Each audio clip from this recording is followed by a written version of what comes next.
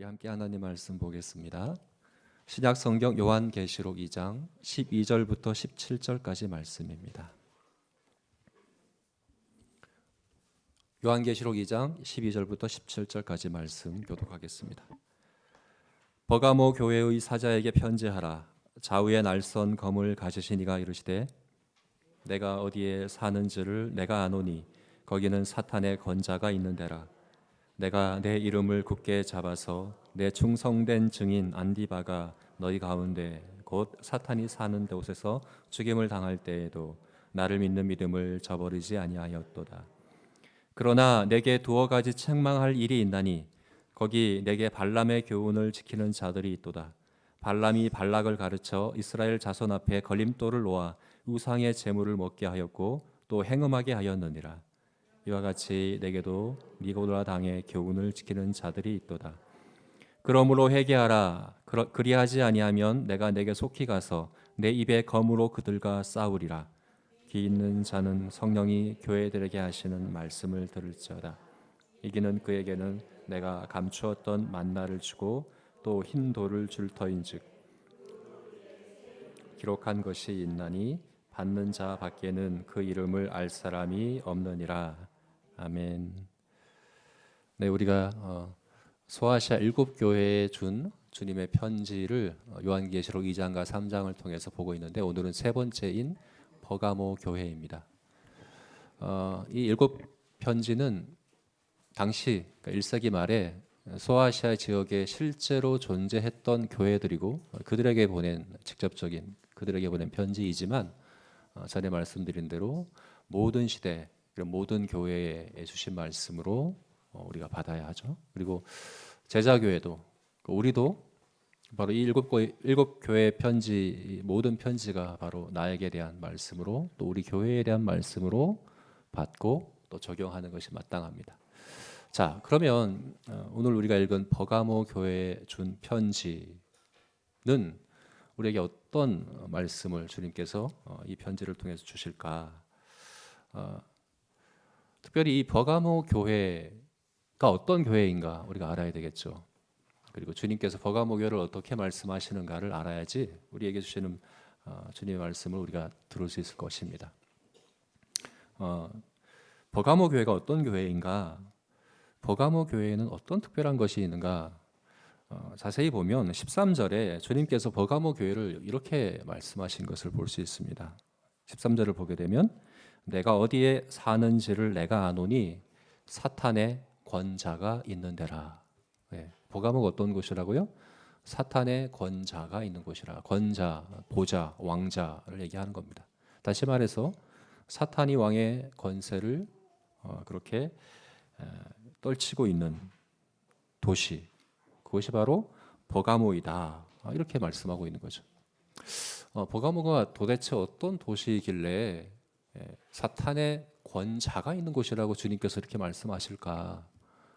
여러분, 당시 사실 모든 교회들이 당시 모든 지역이 다 핍박 가운데 있었거든요. 버가모 교회라고 해서 버가모라는 도시라고 해서 특별히 핍박이 더 있었던 것 같지는 않은데 거기에 도대체 무슨 일이 일어나고 있는 것일까요? 버가모가 어떤 곳이기에 주님께서는 사탄의 권자가 있는 곳이다. 사탄이 다스리는 곳이다. 이렇게 말씀하고 있느냐 하는 겁니다. 그래서 먼저 왜 버가모가 사탄의 권자가 있는 곳이라고 말씀하셨을까에 대해서 우리가 함께 생각해 봤으면 좋겠어요. 먼저 첫 번째 가능성은 그곳에서 안디바가 순교를 당했기 때문입니다. 오늘 13절 말씀에 그렇게 나와 있죠. 13절 한번 읽어볼까요? 같이 읽어보겠습니다. 내가 어디에 사는지를 내가 아노니 거기는 사탄의 권자가 있는 데라.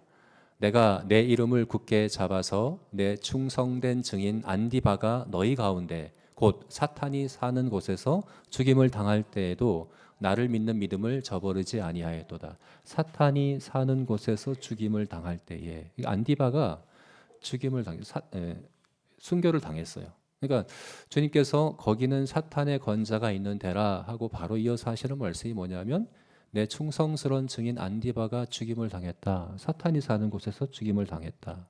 그래서 주님께서 왜 이 버가모를 사탄의 권자가 있는 데라라고 말씀하셨는가? 그 이유를 생각할 때 이렇게 사탄이 자기 그 권세를 이렇게 크게 떨치고 있는, 자기 그 이제 위력을 과시하고 있는 그 도시가 바로 버가모이구나. 이렇게 생각해 볼 수 있는 거죠. 우리 전승에 보면은 안디바가 어떻게 순교를 당했는가 할 때 그 노스로 이 황소를 만들어서 그 위에 올려놓고 이제 서서히 불을 지펴서 익혀서 죽였다고 합니다. 그러니까 지난주에 우리가 봤던 서머나 교회의 감독이었던 폴리캅은 화형을 당했잖아요. 그냥 불태워서 죽였잖아요.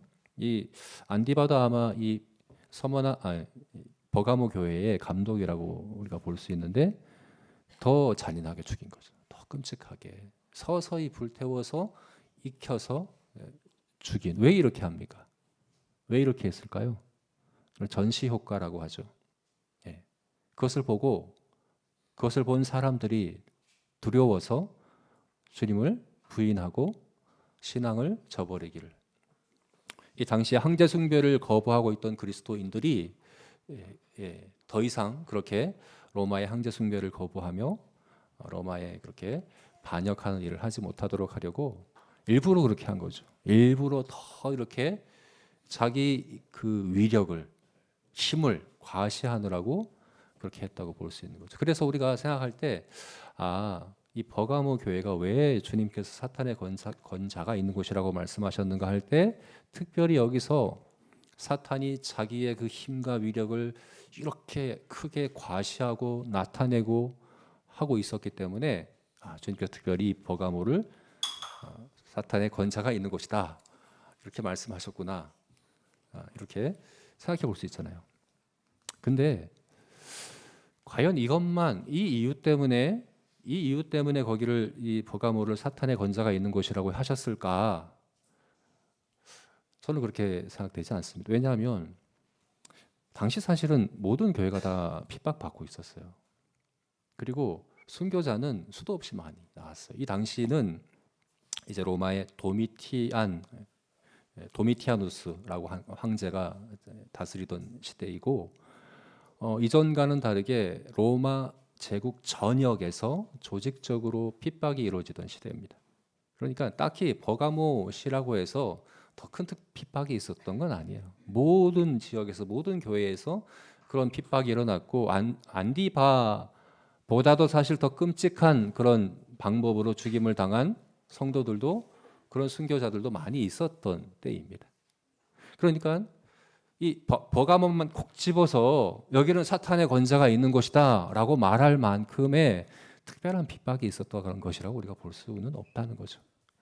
그래서 안디바가 거기에 죽임을 당하기 때문에 사탄의 권자가 있는 곳이다라고는 우리가 생각하지 않아야 될 것 같아요. 두 번째, 그러면 우리가 가능성을 또 생각해 봅시다. 왜 그러면 이 버가모가 뭐가 특별해서 주님께서는 여기가 사탄의 권자가 있는 곳이라고 하셨을까? 두 번째 가능성은 이곳이 로마의 권자가 있는 곳이다. 우리 이렇게 이해할 수 있습니다. 다시 말해서 이곳은 당시 소아시아 로마의 행정 수도였습니다. 그러니까 로마의 총독이 여기에, 총독의 관저가 버가모에 있었어요. 소아시아 지역의 총독 관저가 거기에 있었습니다. 그러니까 다른 도시들보다 더 로마 황제를 신으로 숭배하는 일도 더 활발했겠죠. 실제로 우리가 지난주에 봤던 서모나 교회에도 로마 황제 숭배가 아주 활발했고, 거기에도 황제 숭배를 섬기는 황제 숭배의 신전이 건설되었다라고 했는데, 사실은 서모나보다 더 일찍 건설된 데가 버가모입니다. 그 버가모에는 황제 숭배 신전이 3개나 있었어요. 그러니까 어찌 보면 좀 더 직접적으로 더 강하게 황제 숭배를 이렇게 압박을 주면서 또 그것에 대한 핍박을 가할 수 있는 곳이 버가모였다고 우리가 볼 수 있겠죠, 그죠? 그래서 주님께서 이 버가모를 콕 집어서 여기가 사탄의 권자가 있는 곳이다라고 말씀하신 이유가, 여기가 로마 공권력에 의한 핍박이 가장 직접적으로 가해지는 로마 총독의 관저가 있는 행정 수도인 곳이기 때문에 그렇다라고 우리가 생각할 수 있다는 거죠. 근데 이것도 충분한 이유가 되지 못합니다. 왜 그럴까요? 왜냐하면 이 버가모 교회에 대한 사탄의 공격은 사실은 공권력에 의한 것이 아니에요. 주님께서 지금 말씀하시고자 한 것은 우리 14절 말씀 함께 보겠습니다. 우리 14절을 같이 다시 한번 읽어보겠습니다. 14절 읽겠습니다. 그러나 내게 두어 가지 책망할 것이 있나니 거기 내게 발람의 교훈을 지키는 자들이 있도다. 발람이 발락을 가르쳐 이스라엘 자손 앞에 걸림돌을 놓아 우상의 제물을 먹게 하였고 또 행음하게 하였느니라. 발람을 이야기합니다. 이 발람은 어떤 사람입니까? 구약 성경 민수기에 등장하는 선지자죠. 민수기 22장부터 25장까지 발람이 나옵니다. 발람이라는 선지자가 나오는데 이 발람은 당시 이스라엘 백성들이 광야 기간을 지나서 이제 가나안 땅에 들어가려고 할 때 당시에 모압이라고 하는 이 모압의 영토를 지나가게 되는 거죠. 근데 모압의 왕이 바로 발락이라고 하는 왕이 있었어요. 발락이라고 하는 왕이 이스라엘 백성들이 이렇게 이 전 민족이 오니까 겁이 났던 거죠. 그래서 발람이라고 하는 선지자를 돈을 줘서 불러서 이스라엘을 저주해 달라고 부탁을 합니다. 이스라엘을 저주해 달라고 부탁하죠. 그래서 발람은 결국 발락의 말을 듣고 와요. 그리고 3번이나 저주하려고 시도하는데 다 저주하지 못합니다. 오히려 하나님께서 축복하게 하시는 거죠. 이스라엘을 축복하게 하시니까 저주하는 일에서 실패합니다. 그게 민수기 22장, 23장에 나와 있어요. 거기까지는 발람의 실패입니다. 실패한 거예요. 발람과 발락이 이스라엘을 밖에서부터 외부로부터 공격하려고 했던 거죠. 근데 그건 실패하고 말았어요. 근데 25장에 가서 발람이 성공합니다. 다른 방법을 썼어요. 어떤 방법을 썼을까요?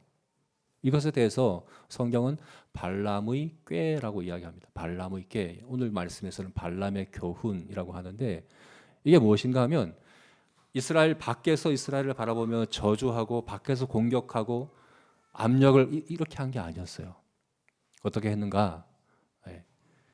내부로부터 타락하고 부패하게 만든 거죠. 외부로부터가 아니라 이스라엘 내부로부터 타락하게 만든 거. 어떻게 그렇게 했을까요? 당시 모압에서 섬기던 신이 그모스라는 신이었는데 바알볼이라고 부릅니다. 바알볼에게 복속되게 했다 이렇게 이야기하는데 이게 무슨 말인가 하면 바알볼, 그모스를 섬기는 그 제사하는 그 자리에 이스라엘 백성들을 초대하는 거죠. 초대해서 그 자리에 함께하게 하는. 이거는 신을 섬기라고 이렇게 부른 게 아니죠. 사실은 그때 당시에는 이 우상을 섬기는 이 제사 자리는 곧 연회의 자리고 축제의 자리고 향락과 쾌락과 이런 사실 유흥, 오늘날 유흥의 문화가 그 문화예요. 사실은 당시에는 문화였어요. 즐기는 문화예요.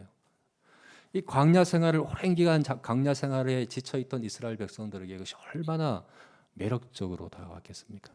네.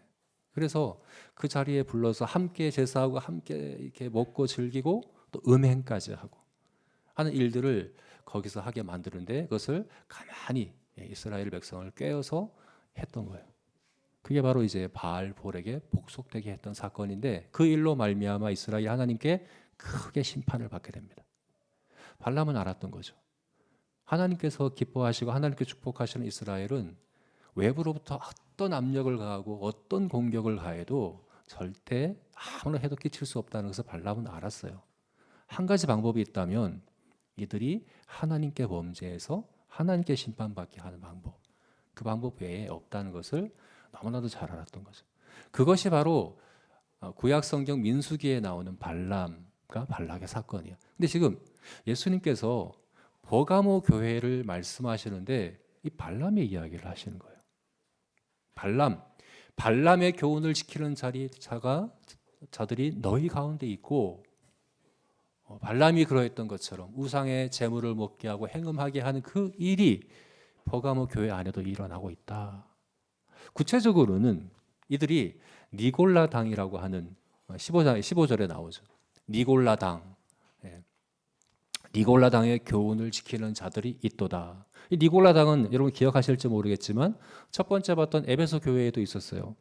에베소 교회만이 아닙니다. 당시 니골라 당이라고 하는 이 이단 적인 가르침이 교회들마다 속속이 이렇게 퍼져나가고 있었던 당시 상황이었거든요. 니골라고라고 하는 사람이 누군지는 우리가 잘 정확히는 모릅니다. 그러나 초대 교회, 초대 예루살렘 교회 7 집사 가운데 니골라라는 사람이 있거든요. 그래서 어떤 경우는 그 중에 그 집사 중에 한 사람이 니골라를 중심으로 한 그런 이단적인 가르침이 교회에 퍼져나가고 있었겠구나. 그러니까 이것을 영지주의라고도 우리가 부르는 건데, 이 니골라당, 모든 교회에 다 이런 해를 끼치던 니골라당이 특별히 버가모에는 발람의 꾀로 들어왔다라고 주님께서 이렇게 지적하고 계는 거예요. 다시 말해서 버가모 교회가 직면하고 있는 사탄의 공격은 로마 공권력에 의한 게 아니에요. 로마에로서부터 공권력이 조직적으로 아주 그렇게 외부로부터 핍박이 가해지고 있었던 상황이 버가모 교회의 특별한 상황이 아니라는 거예요. 다른 교회와는 달리 주님께서 특별히 이 버가모 교회에 대해서는 발람을 말씀하고 있는 이유가 무엇이겠습니까? 당시 모든 교회가 핍박을 다 받고 있었어요. 그런데 특별히 이 버가모 교회는 발람의 꾀로 인하여 교회가 이렇게 걸려 넘어지게 하는 이런 일이 일어나고 있다라고 지적한 것을 볼 때, 주님께서 이 버가모를 가리켜서 사탄의 권자가 있는 곳이라고 말씀하신 이유가 거기에 로마의 행정 수도, 로마의 총독 관저가 있기 때문이라고 생각할 수 없는 것이죠. 그래서 그 이유는 아니라는 거예요. 그러면 무슨 이유로 이 버가모를 사탄의 권자가 있는 곳이라고 말씀하실까 할 때, 한 가지 더 우리가 생각해 볼 수 있는 이유가 뭐냐면, 당시 거기에 많은 신전들이 있었어요. 제우스, 아테네, 디오니소스, 그리고 신들의 이름이 어렵습니다. 에스클레피오스, 그리고 데메테르, 뭐 이런 이제 그리스 로마 신화들 읽어보시면 있죠, 그죠? 그 신들의 신전들이, 버가모가 원래 언덕 위에 있던 도시예요. 그 언덕 위에 있던 도시인데 거기에 나란히 이렇게 신들의 신전이 세워져 있는데 그게 마치 왕자처럼 보였다고 합니다. 그래서 그걸 가리켜서 그걸 보고서 이곳은 사탄의 왕자, 사탄의 권자가 있는 곳이다. 주님께서 이렇게 말씀하신 것이 아닌가, 또 이렇게 해석을 하는 거예요. 근데 특별히 거기에 그 신들 중에 어떤 신이 중요했냐면 에스클레피오스라는 신의 신전이 거기 있었습니다. 그리고 이 버가모의 주신은 에스클레피오스였어요. 에베소의 주신은 뭐였습니까? 아뎀이었죠. 이 버가모의 주신은 에스클레피오스라는 신인데, 이 이름은 여러분 익숙하지 않을 수 있는데 아마 이 신이 상징하는 그림은 여러분에 익숙하실 거예요. 구급차를 보면, 구급차지락을 보면 이제 지팡이에 뱀이 이렇게 있는 그 그림 보셨죠, 그죠? 그게 구급차들에도 있고 병원들에도 있고 세계보건기구 WHO에도 그 마크가 있습니다. 이게 에스클레피오스 신을 상징하는 그림이에요. 에스클레피오스는 그리스 신화 중에 의술의 신이에요. 의술의 신의 일이 바로 에스클레피오스라고 합니다. 그러니까 이 버가모 신은 그 에스클레피오스 신을 주신으로 섬기던 도시인데, 그 상징이 뭐라고요? 뱀이에요, 뱀. 뱀은 여러분 성경에서 무엇을 상징합니까? 사탄이죠, 그죠? 에덴 동산에서 아담과 하와를 유혹할 때 뱀의 모습으로 사탄이 찾아왔잖아요. 특별히 요한계시록, 우리가 요한계시록 보고 있는데 요한계시록에서는 사탄을 뱀으로 이야기합니다. 12장에서 20장에서, 특별히 20장에서는 뭐라고 얘기합니까? 용을 잡으니 곧 옛뱀이요 마귀요 사탄이라. 그래서 주님께서 이 버가모시를 사탄의 권자가 있는 곳이라고 말씀하신 이유가 거기에 많은 신의 신전이 있었고, 특별히 뱀을 상징하는 에스클레피오스 신의 신전이 거기 있었기 때문에, 그래서 주님께서 버가모는 사탄의 권자가 있는 데야, 이렇게 말씀하셨다라고 우리가 생각할 수 있다는 거예요. 그럼 그럴까요? 그 이유 때문에 거기가 사탄의 권자가 있는 곳이라고 말씀하신 것일까요? 제가 생각할 때 이것도 이유가 되지 않아요. 왜 그렇습니까? 성경에 지금 우리가 특별히 에스클레피오스 그 신의 그 그림 형상이 뱀의 형상이긴 하지만, 그 신이 이 버가모 교회를 특별히 이렇게 회가 되었다라는 그런 증거가 우리가 없어요, 그죠? 그 근거가 없어요. 그리고 다른 신들의 신전이 많았다고 하는데 그건 다른 도시도 마찬가지입니다. 버가모만 그런 게 아니에요. 그러니까 다른 도시들 다 있는데 특별히 버가모시를 콕 집어서 주님께서 여기는 사탄의 권자가 있는 데야라고 말씀하실 만한 이유는 아닌 거예요. 그러면 도대체 이 버가모시는 어떤 특별함 때문에 주님께서 사탄의 권자가 있는 곳이라고 말씀하실까? 이게 중요하잖아요, 우리가. 왜냐하면 이게 우리 어떻게 적용될까가 중요한데, 여러분 사탄의 권자를 느끼십니까? 여러분 주변에서 사탄이 보이시나요? 사탄의 권자가 있는 데 있다고 우리는 생각하고 있습니까? 버가모는 그런 교회잖아요. 그러니까 이것을 우리가 알아야 되죠. 사탄의 권자를 왜 주님께서 말씀하셨을까? 제가 생각할 때 이것을 우리가 알 수 있는 열쇠는 바로 요한복음에서 그리고 고린도후서에서 성경이 사탄을 무엇이라고 이야기하는가 하면 세상의 임금이요 세상의 신이다라고 말씀하는 것을 우리가 볼 수 있는 거죠. 예. 여러분 어떻게 사탄이 세상의 신이고 세상의 임금입니까? 어떻게? 지금 사탄이 지금 세상을 다스리고 있습니까? 이 자연 만물을 다스리고 있습니까? 그렇지 않습니다. 자연 만물에 다스리시는 분은 하나님 한 분입니다. 온 우주 만물을 다스리고 통치하시는 분은 하나님입니다. 사탄이 세상을 다스린다는 것은 세상의 정신, 세상의 문화, 특별히 하나님을 부정하고 하나님을 대적하는 문화, 가치관, 세계관을 다스리고 있는 것이 사탄이라는 얘기죠. 하나님이 창조한 세상에 살면서 하나님을 거부하고 부정하는 그 정신이 세상에 있잖아요. 그 문화가 세상에 퍼져 있잖아요. 그것을 다스리는 게 누구라고요? 사탄이다라고 이야기하는 거죠. 특별히 버가모는 그런 문화가 굉장히 발달되어 있던 도시였습니다. 앞에서 말씀드린 대로 의술이 발달되어 있었죠. 그러니까 그 당시에 로마 제국에서 가장 큰 의과대학이 거기 있었던 거예요. 또한 거기에는 아주 큰 도서관이 있었어요. 당시 20만 권이라고 하는 장서가 있는 큰 세계에서 두 번째 큰 알렉산드리아 도서관 다음으로 가장 큰 도서관이 버가모시에 있었어요. 그리고 버가모라고 하는 이 이름 자체가 영어로 양피지라는 그 말이 버가모에서 왔어요. 다시 말해서 양피지를 처음 만든 곳이 버가모예요. 버가모는 파피루스가 아니라 양피지를 통해 책을 만들었던 도시예요. 그런 문화가 아주 발달되어 있었던 도시가 이 버가모시였는데 사탄은 이 문화를 통해서 교회를, 성도를 공격해 온 거죠. 걸림돌에 넘어지게 만드는 일을 그렇게 한 것이죠. 여러분, 교회를 배에 비유한다면 배는 물 위에 떠 있는 게 당연합니다. 배는 물 위에 떠 있어야 돼요. 물이 있어야 배가 떠요. 배는 물 안에 있어야 돼요. 물 위에 있어야 돼요. 그런데 물이 배 안에 있으면 배는 침몰합니다. 교회는 세상 안에 있어야 합니다. 교회는 세상 안에 있어야 합니다. 그게 교회의 사명이고 교회의 정체성입니다. 그러나 세상이 교회 안에 있으면 교회는 침몰하고 맙니다. 사탄의 전략은 뭡니까?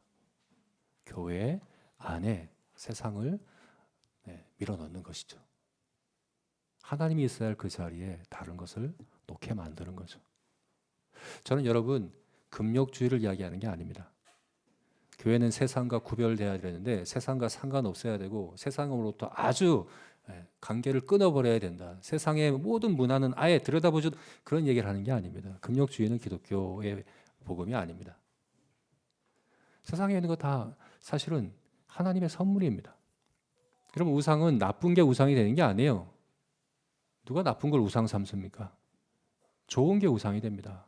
하나님이 주신 선하고 좋은 것들, 정말 좋은 것들을 하나님이 선물로 주시는데 그걸 갖다가 하나님의 자리에 탁 갖다 놔버리면 그게 바로 우상이 되는 거거든요. 지금도 사탄은 하나님의 보좌에 하나님이 아닌 다른 것들을 놓게 하려는 그런 공격들을 계속해서 하고 있다 하는 것입니다. 모든 만물이 다 하나님으로부터 비롯되었고 하나님을 위하여 있고 모든 만물의 목적과 의미와 가치는 오직 하나님께서 정하시고 하시는 것인데 그것을 다른 것으로 대체하려고 하는 그게 바로 우상이고 그게 바로 세상의 정신이다 하는 거죠. 여러분 그렇다고 한다면 우리는 어떻습니까? 우리는 사탄의 건자가 있는 곳에 있는 것이 아닐까요? 우리도 바로 사탄의 건자가 있는 곳에 있는 겁니다. 세상의 임금인 사탄이 할 수만 있으면 믿는 자들도 넘어뜨리려고 공격하고 있습니다.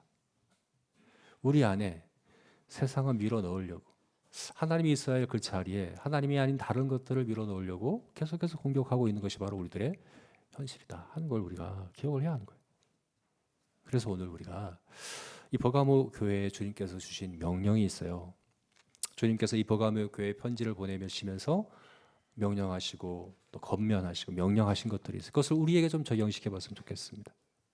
우리도 어떻게 해야 할까? 세상에 존재하지만 세상이 우리 안에 존재하지 않도록 우리는 어떻게 해야 할까? 세 가지로 우리가 이렇게 적용해 봤으면 좋겠습니다. 첫 번째는 회개하자 하는 것이고, 두 번째는 싸우자, 세 번째는 누리자 하는 겁니다. 자, 먼저 회개하자, 회개해야 한다 하는 겁니다. 주님께서는 회개하라, 버가모 교회에게 회개하라고 말씀하십니다. 주님은 어떻게 우리의 왕자 보좌의 왕으로 자정하실까요? 어떻게 주님이 우리의 왕이 되실까요? 회개를 통해서 됩니다. 회개를 통해서. 그래서 세례 요한이 그리고 예수님이 이 땅에 와서 했던 메시지가 뭡니까? 회개하라. 하나님의 나라가 가까이 왔느니라. 하나님의 나라는 뭡니까? 하나님의 나라는 킹덤이거든요. 왕이 다스리는 나라거든요. 하나님이 왕이신, 주님이 왕이신 나라. 주님께서 왕자의 보좌에 앉으시는 그것은 회개를 통해서 되어진다라고 분명히 말씀하고 있는 거죠. 그래서 여러분의 회개는 정말 성도의 특권입니다. 회개는 성도의 특권입니다. 하나님께서 하나님의 백성으로 부르실 때 회개를 통해서 부르십니다. 회개를 통해서 주님께서 우리 왕자, 우리 보좌에 앉으십니다. 여러분, 우리 회개를 통해서 주님께서 우리 마음의 보좌에 앉으시도록 주님을 초청해야 합니다. 그 앞에 엎드려야 합니다. 회개해야 합니다. 뭐 어떻게 회개합니까? 뭘 회개합니까? 회개는 여러분 우리 방향을 돌이키는 거예요. 전에 죄와 사탄을 향하던 우리 방향이었다면 사탄에게 등을 돌리고 하나님을 향하여 우리가 180도 돌이키는 것이 회개입니다. 돌이켜야 합니다. 우리 생각을 돌아봐야 합니다. 내 삶을 돌아봐야 합니다. 이렇게 한번 우리가 돌아봤으면 좋겠어요. 먼저 무엇을 위해 내가 사는가? 여러분 무엇을 위해 사십니까? 여러분 사는 이유의 목적과 이유가 뭡니까?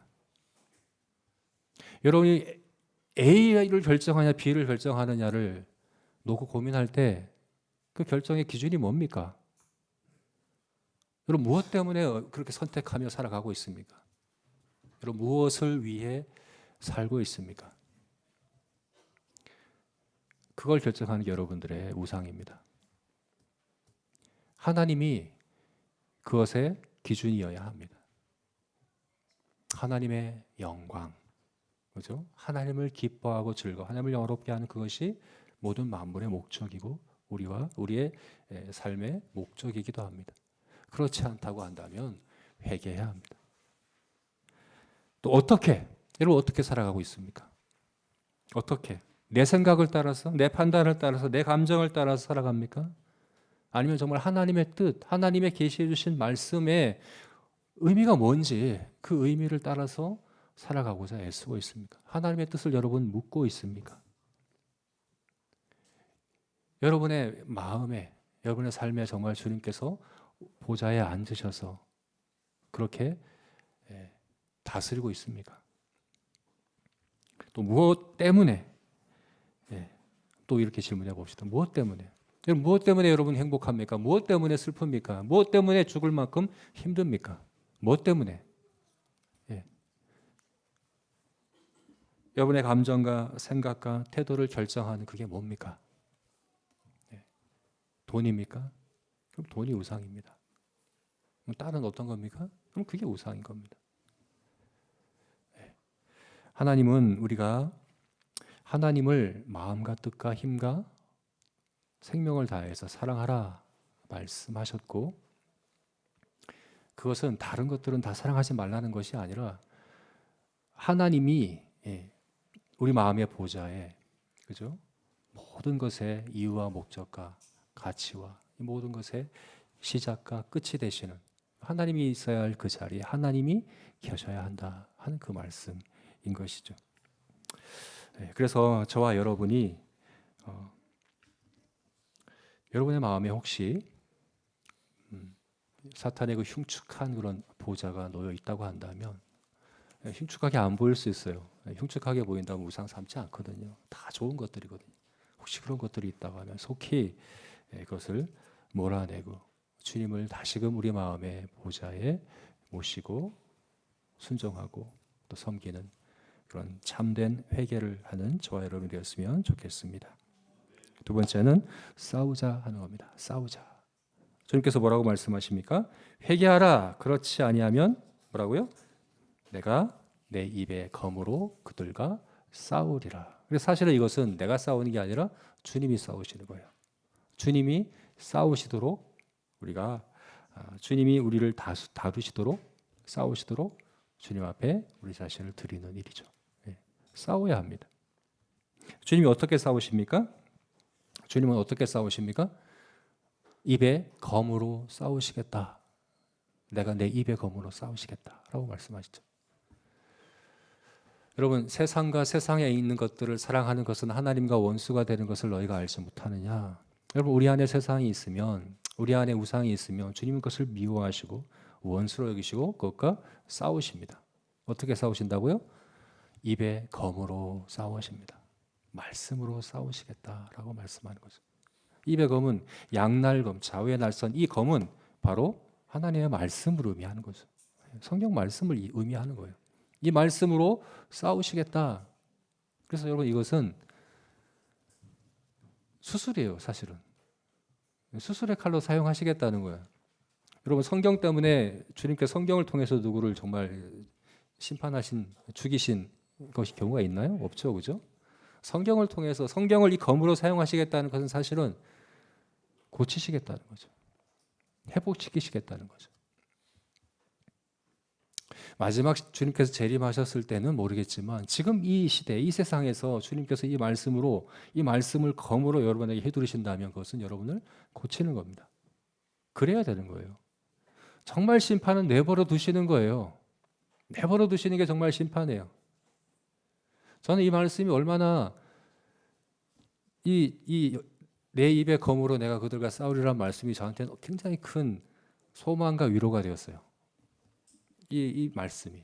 저는 목사가 된 이유가 그거거든요.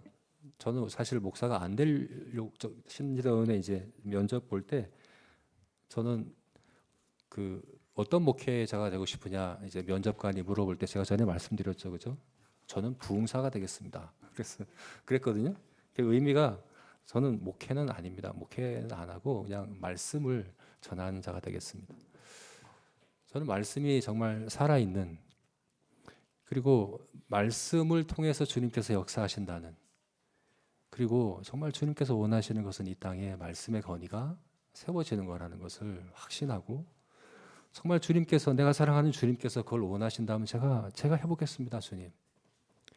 이 말씀이 정말 사람의 말이 아니라 하나님의 말씀이라는 것을 알 수 있도록, 그래서 말씀에 순종하는, 순복하는 그런 일이 일어나도록 하는 일에 제가 해보겠습니다. 그러고 했거든요. 근데 그게 쉽지가 않은 것 같아요.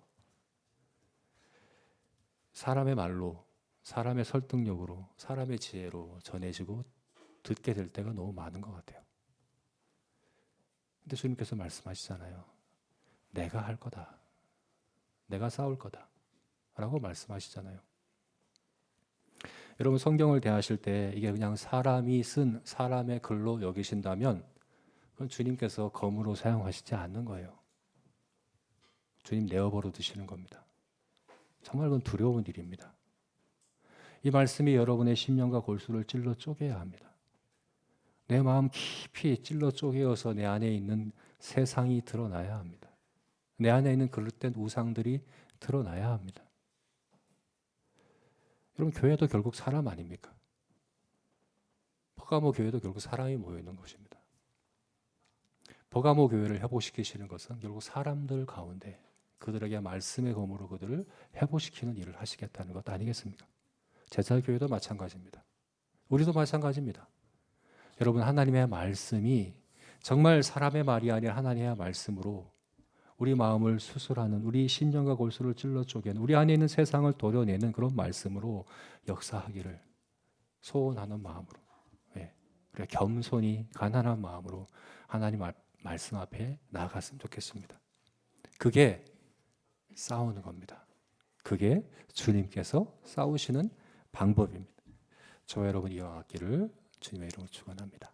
마지막 세 번째로는 누리자 하는 겁니다.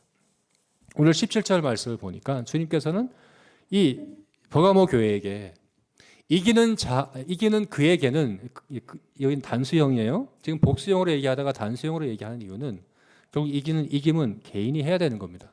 이기는 그에게는 뭘 약속합니까? 내가 감추었던 만나를 주고 또 흰 돌을 줄 터인데 그 돌 위에 새겨진 새 이름이 기록된 것이라. 두 가지를 주시겠다 약속하시는데 감추어졌던 만나와 새 이름이 새겨져 있는 흰 돌을 주겠다. 이게 뭘까? 이게 상징적인 거잖아요. 이게 무엇을 의미하는 걸까 할 때 제가 생각할 때 이것은 감추었던 만나는 뭐냐 하면, 여러분 이스라엘 백성들이 성전에 언약궤 안에 만나를 넣어뒀던 거 아시죠? 그죠? 만나를 항아리에다 넣어다 뒀어요. 근데 바벨론에 의해서 유다가 망할 때, 예루살렘 성전이 폐허가 되고 다 무너질 때 그 언약궤가 어디 갔을까요? 어디 갔을까요? 성경에 안 나오죠. 이제 랍비들의 전승에 의하면 이것을 예레미야 선지자가 가서 감추었다라고 합니다. 그것을 감추었어요. 그리고 이 감추었던 이 만나가 메시아가 오실 때 그것을 꺼내시겠다 하는 것이 이제 랍비들의 전승에 내려오는 것입니다.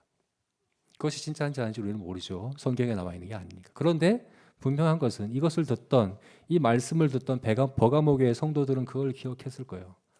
감추었던 만나? 예레미야가 감추었던 그 만나? 그것을 주신다는 건 뭐예요? 메시아가 오신다는 얘기고 주님의 재림을 얘기하는 것이구나. 그래서 이것을 가리켜서 우리는 주님의 재림의 때에 우리에게 주시는 영생을 우리가 의미한다라고 해석을 하는 것이 가장 타당한 해석인 것 같아요. 그리고 흰 돌은 무엇일까요? 흰 돌도 각가지 해석들이 있습니다. 학자들이 이제 해석하는 것들만 따져봐도 한 7가지는 되는 것 같아요. 그 중에서 저는 문맥을 이렇게 살펴볼 때에 지금 계속해서 우상의 제물을 먹으며 음행하며 이 축제와 연회를 열고 이런 것들에 대해서 이야기하고 있는 말씀이잖아요. 그래서 이것을 당시에 어떤 축제가 열릴 때, 어떤 그런 모임이 있을 때 초대장을 줄 때 돌에다 이름을 새겨서 줬다고 합니다. 그래서 이것도 마지막 주님의 어린 양의 혼인 잔치의 때에 올 수 있는 자격을 주시는 그 돌로 아마 버가모 교회 성도들이 이해했을 것이라고 받아들이는 것이 가장 타당한 해석인 것 같아요. 다시 말해서 이 감추었던 만나와 흰 돌은 그럼 뭘 의미하는 겁니까? 마지막 때 주님께서 재림하셨을 때에 이긴 자, 정말 믿는 자, 그들에게 주시는 하나님 백성의 표를 의미하는 거잖아요.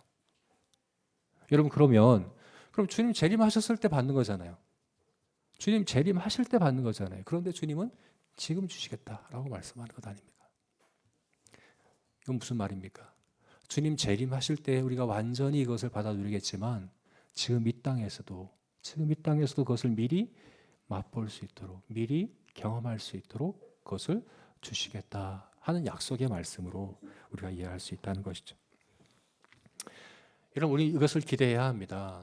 여러분, 물론 주님 재림하셔서 마지막 심판이 있고 그 이후에 완전한 구원과 영생을 우리가 누리게 될 겁니다. 우리는 그때를 기다리고 있고 그때를 소망합니다. 그런데 여러분, 그 이전에 이 땅에서도 주님은 특별한 그런 은혜를 우리에게 주시겠다고 약속하시는 겁니다.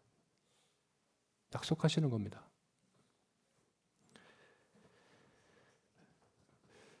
그래서 오늘 우리가 특별히 성찬식을 하고 세례식을 합니다. 오늘 이 나누는 이 성찬의 떡이 그 감추었던 만나를 미리 맛보는 시간이 되었으면 좋겠습니다. 6월 3일부터 5일까지 수련회를 합니다. 우리가 특별히 모여서 이스라엘 백성들에게도 구약시대에 말씀하셨어요. 노인이든 장정이든 아이든 온 이스라엘 함께 모여라 하면서 1년에 몇 차례 모임을 말씀하시고 모이게 하시고 하셨어요. 우리 수련회가 그런 시간이 될 겁니다. 특별한 은혜의 시간이 될 겁니다. 천국을 미리 맛보는 특별한 하나님의 그 은혜가 있기를 기대하면서 우리가 이것도 수련회를 함께 준비했으면 좋겠습니다.